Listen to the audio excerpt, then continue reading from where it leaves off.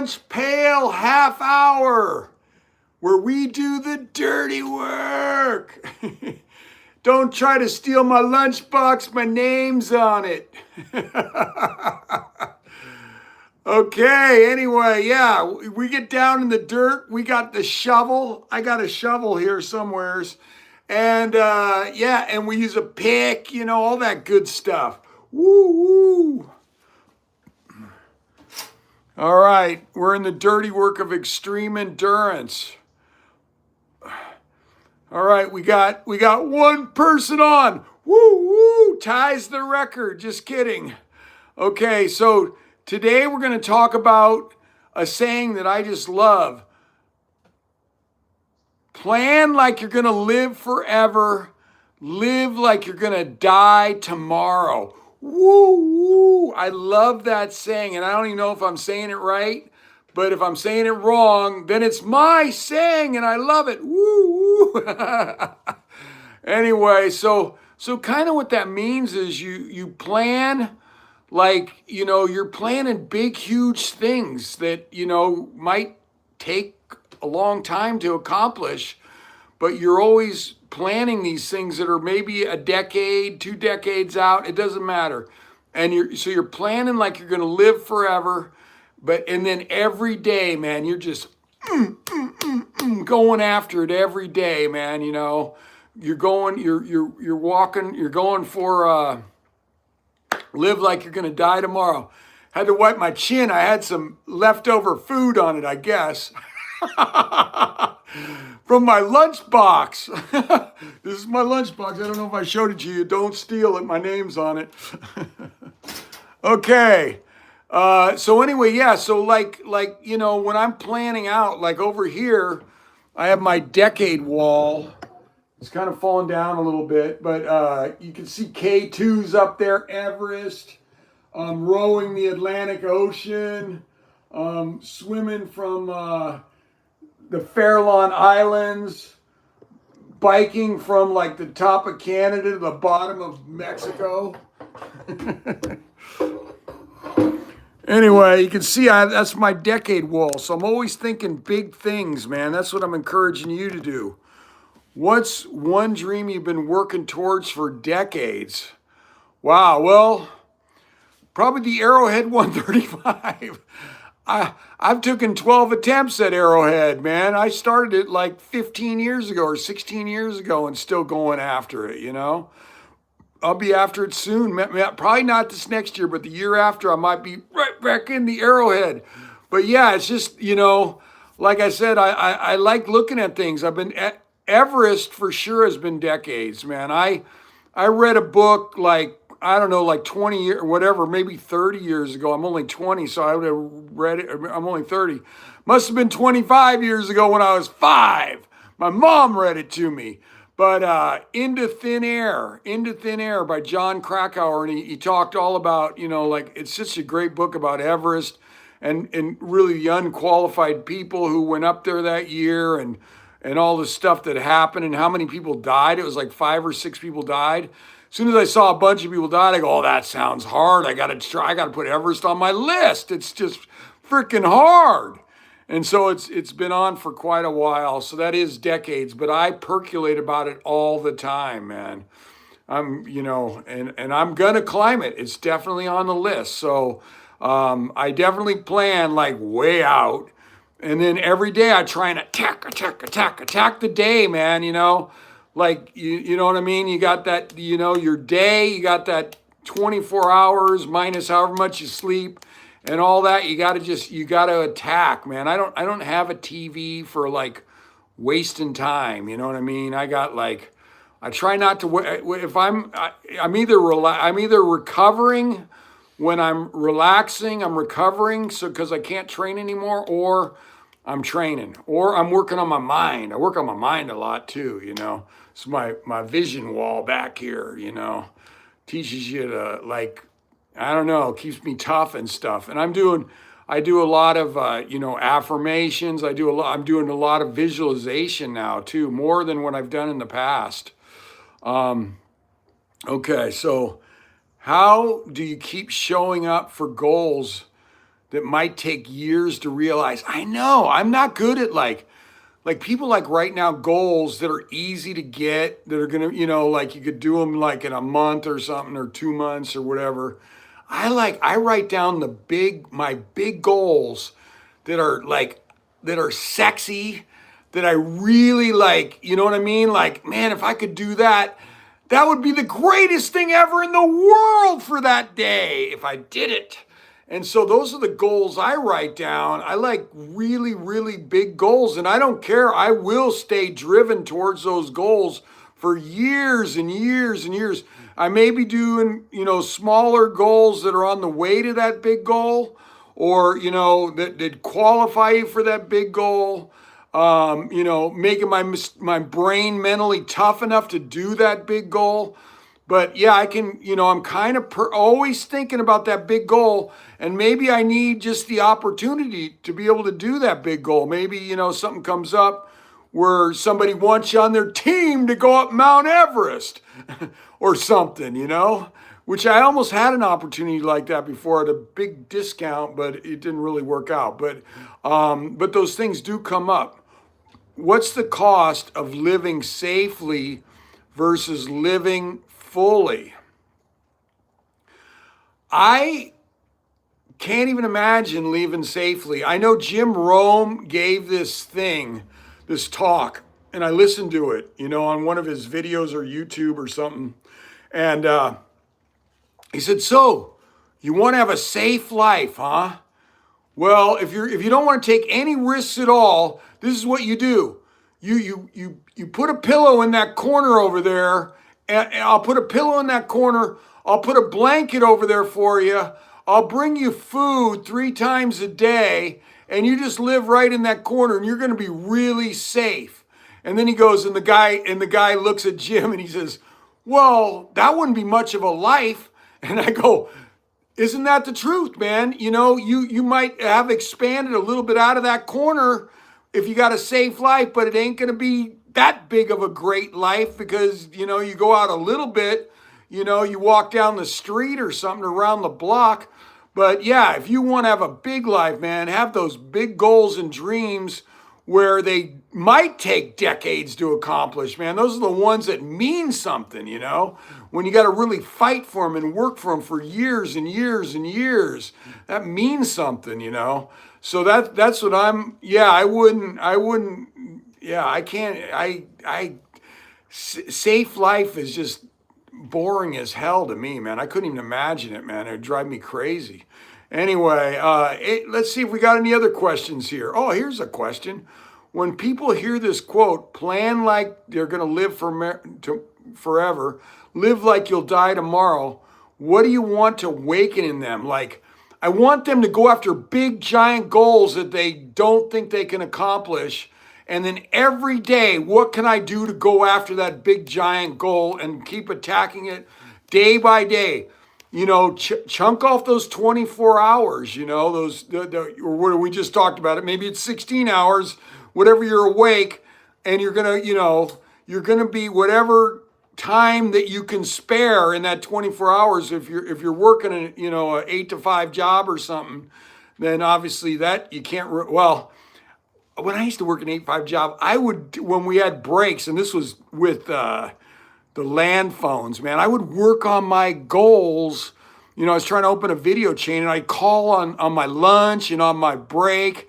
I'd be making phone calls. You know what I mean? You squeeze the time in, man. You figure it out, man. You squeeze it in and you get it in.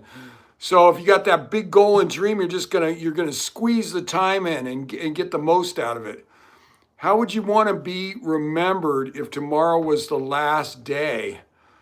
Wow. Okay, so if tomorrow was your last day, I'd want to be remembered a guy who squeezed the most out of life, man. And in the period he was alive, he squeezed the most out of it. He didn't put any to waste. And I'm not saying that I haven't wasted some, but I try not to waste any anymore. And I don't think I wasted that much. But anyway, that's what I would want to be known as, and that's what I'm encouraging you to be known as, the people who squeeze the most out of life. I don't have a lot of time to do regular things, man. I just don't. And I don't want to have time to do regular things. So I like staying busy, and I like working on my mind, working on my body, working on all that and inspiring people like you guys out there, the two of you listening. Woo, woo. What's your system for reviewing goals daily, monthly, year? Did you stay on course? So I got this wall behind me, which it's got my goals, my affirmations, people who inspire me, and I look at it like for hours. I mean, a couple hours in the morning, probably an hour at night, before I get on with my day. And I'm looking at this thing, and a lot of times I'm having my coffee. I'm playing inspirational music, inspirational movie, clips, and looking at the wall, just to inspire me, keep putting it into my subconscious mind. And I believe that thing where you keep putting good stuff in, and good stuff eventually comes out. It's just how it is, man. You keep brainwashing yourself with good stuff, and it'll eventually start coming out. And I try not to be around negative energy at all, man. I don't try to watch the news. I don't, you know what I mean? I'm trying to just try and stay positive as I can up here all the time. It's a fight too, man. It's not easy. It's a fight. You're always fighting to stay positive and keep the demons out up there, When the last time you did something that scared you, and did it make you feel like you were living for today? Yeah, I think when I'm climbing those mountains, and anything, well, probably anything I do pretty much, but definitely the mountain climb, because you can, it's, on Denali, man, people do die when I'm up there. They've died when I've been up there. They've been critically frostbitten and stuff. And, so you're in the moment. You're just so focused on everything you're doing because you want to stay alive, and you really feel alive when you're doing something like that. That's way out of my comfort zone, it used to be, not so much anymore, because I've taken 6 attempts at it. I made it pretty high, just haven't summited it yet. But that definitely, when you're in those moments where you're 100% in the moment. Like when Alex Honnold climbed, did in free solo, and he's climbing El Cap without a ropes. You think he was thinking about his bills or problems in his life, or was he focused on where his next foothold was and his next handhold? He sure as heck was focused on those things, and that's why he made it. Woo, woo. But yeah, so yeah, you're not gonna, if you're doing things that are out of your comfort zone and focusing towards your goal, you're not gonna be thinking about the crap in life, that's going on. Okay, let's see, here's another one. When you look back at your toughest moments, what made them worth it? I think, it's weird because at the time you always think when bad things happen to you in life, if this is horrible, this happened, is so horrible, I can't believe this is happening to me, or whatever, at least I used to always think like that. And now, for one thing, those things that are horrible that happen to you, they happen to everybody. They happen to everybody. You know what I mean? They got the same stuff. They have the same issues, the same problems. You know what I mean? You're not just picked out, randomly as the one guy who's got a big black cloud over your head. Maybe some people are, but most of us all, it just kind of averages out. You're going to have a lot of crap things that happen in life. You're going to have good things that happen in life. And then I think but when I look back at the things that I thought were so horrible, they made me so freaking tough, man. They make you tough. The bad things make you tough, that happen in your life. They make you really tough. And, it's hard to be grateful for them when they're happening. But then down the road, you're going to go, hey, the reason I was able to handle this obstacle that I had later in life was because I did have to fight those obstacles earlier in life. And by taking on those obstacles and not quitting, it made me tougher to take these bigger obstacles on later on in life. And so, yeah, I think you need to look at the sooner you can, recognize that something bad happened, it really is a lesson. It's a lesson and it's teaching us, and it makes you tougher. It freaking makes you tougher. Everything, like all the bad things that happened to me in life, they made me tougher, man. It made me who I am today, because if I didn't have that, I wouldn't be nearly as tough as I am today at taking on all these events and not quitting. And I would have quit a long time ago. Okay, what advice would you give to someone who's wasting their time waiting? I don't know. There was a guy, I always remember in this bike shop, there was a guy I'd always run into in there, and we were both going to do this. I don't even remember what the ride was, but this is when I was just biking, and it was some sort of an endurance ride. I don't remember which one.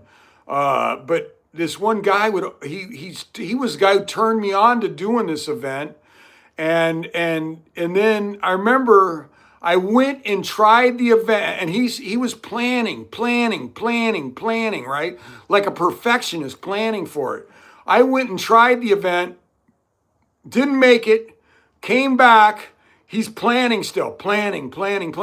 I think I went twice and failed, and he never went even once. He was still planning. Who's learning more? The guy who's planning like that, the guy who's getting his ass kicked doing the event and trying them? Me. And who's living a bigger life? Me, because I'm out there fighting the fight. I'm in the arena. The man in the arena fighting the fight. Woo, woo. That's what I'm encouraging you to do. Be out there. Make your mistakes on the mountain, man, not in the freaking, you know what I mean? Like on the couch. You know what I mean? I don't know. Anyway, I don't agree with that, where that guy just kept planning and never took action. I don't know if he ever did it, because I remember, I remember thinking that I hadn't seen him in a long time and he had never done it, yet. So what's your ritual for beginning the day with intention like it could be your last? I don't know if I think every day would be my last. I just think I got stuff to get done today. I'm going to get it done. I have big goals. And if I don't keep my routine of my visualization, my Wim Hof, my meditating, keep looking at my wall, looking at the motivational stuff. If I don't keep doing that, I'm not going to get that big goal that excites me so much to get, just turns me on. Woo, woo. So that's what I think of, is that if I'm going to go get that big giant goal, I got to do all this daily routine and ritual every day to get to it. Because you always hear about, it's not the guy who shows up at the gym once in a while and lifts a whole bunch of weight or does something incredible that's going to make a big difference in life, or shows up for his workout, whatever workout you want to talk about, and does great on these every so often workouts. It's the guy who's in that gym, who's in the trenches, who's running, putting his distance in running, who's just getting the work in. And it can be really boring sometimes getting the work in, like swimming. Like for me to do the English Channel, I got to get some endurance swimming in the pool. Anybody who's ever swam back and forth in the pool, it's about as boring as it can get. You really got to get mentally tough to swim back and forth in a pool. I've done it before when I was really in the groove, 8 hours straight of going back and forth in a pool. So that's, but that's the guy who's going to make it in life and make it big, is the guy who's willing to do the boring stuff and do it over and over again and just slowly, incrementally get better than the guy who comes in with a lot of natural talent, flashes that talent for everybody, and then disappears for a couple weeks or a week. You got to keep showing it. Yeah, that's a good one there. Somebody that I know just said, results require routine. That's the truth. You got to keep doing it. You got to have the routine, man. I used to be one of those people for sure who would fire out, do big workouts. Then all of a sudden, I got to take a day or two off because I wiped myself out, going too hard on workouts. And or worse, you show up the next day and you do another one until you grind yourself right into the ground and you end up overtrained and tired. I've been sick for like 5 months with, just overtrained and felt like hell for like 5 months. So I know, and I just had to take it easy for that long till I felt better. Do you think comfort kills purpose? Oh, yeah, comfort, man. My couch is falling apart, man. It was like the freaking thing. Maybe I'm sitting too much on the couch, but it's really old, really old. And it's falling apart like one of the pads isn't, it's not patty anymore. It's like I feel like I'm on a board and then I go, God, should I get a new couch? And I'm like, no, because I don't want to stay on this any longer than I have to anyway. It should be uncomfortable for me to sit on the couch. Woo, woo. That's how I want you to think is, because comfort, that couch can kill dreams, and especially if you got a really comfortable couch, that could kill your dreams by just sitting in there, watching TV and eating bonbons. And I think, like, for me, it's like my thing's not comfortable. I don't have a TV handy. I mean, I don't even, I love the Warriors, but I have to go to the gym to watch a Warrior game, and then I just watch the highlights afterwards. Okay, here's another good one. How does suffering make you feel more alive?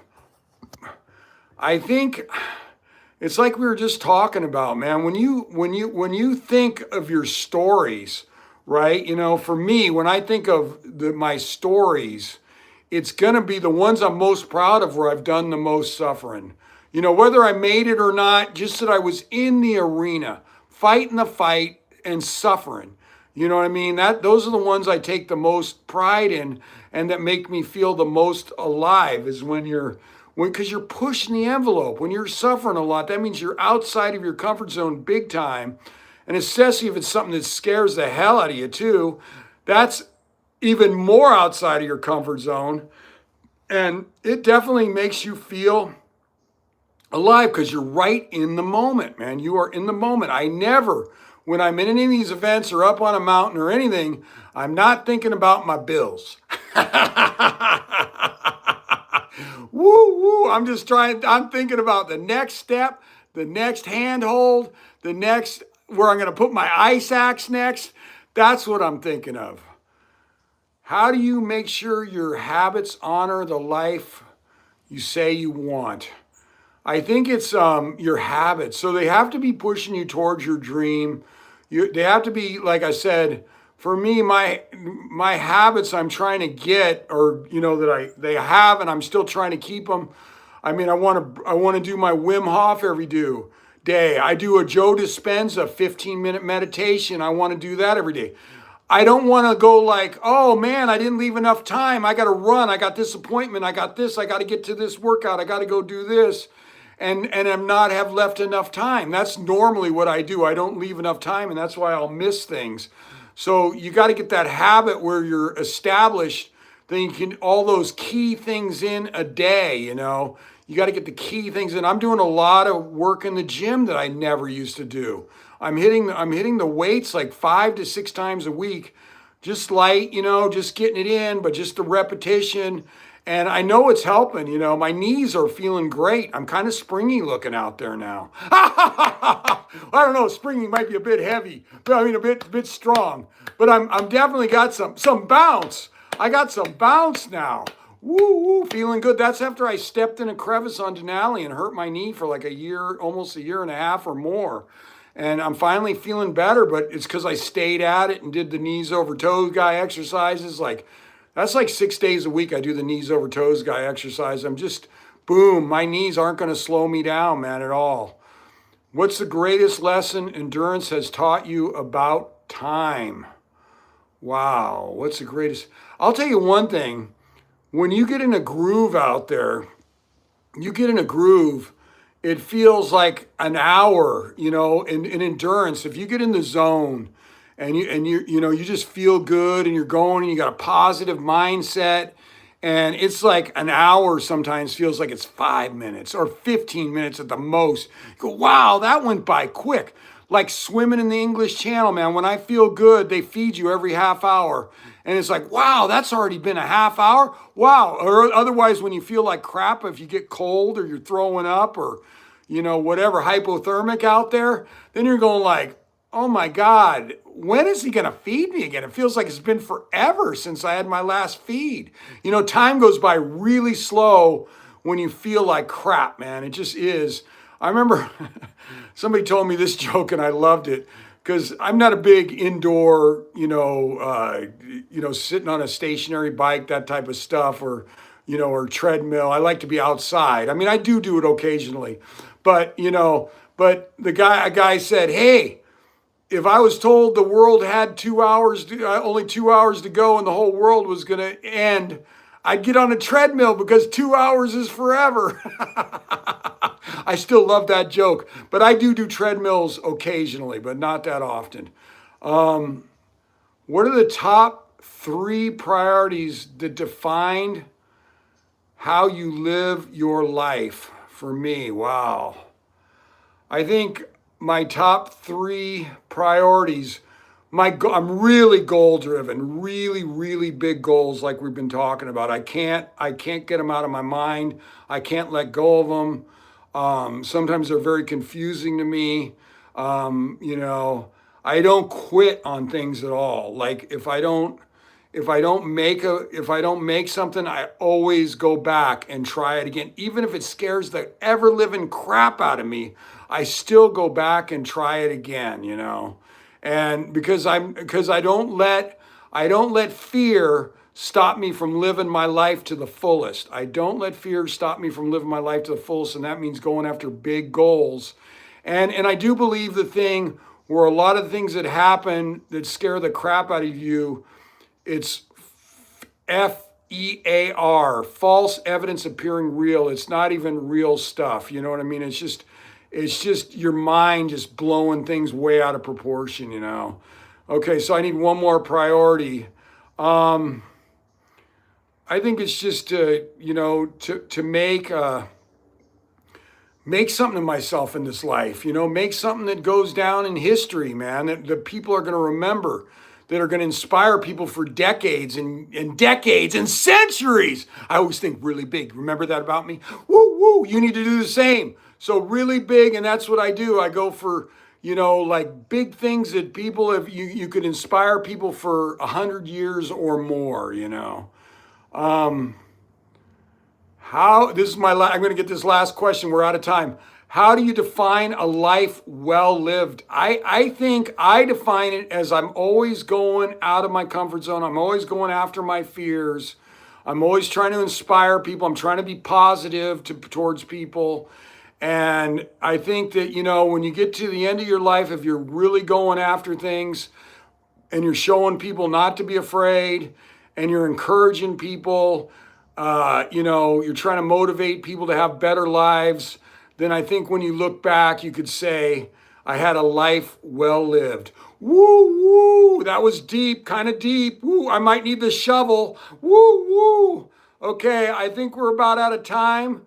So thank you all, and we'll see you next Wednesday. Woo, woo. This is the Lunch Pail Half-Hour signing off. Don't try and steal my lunch pail because I have my name on it.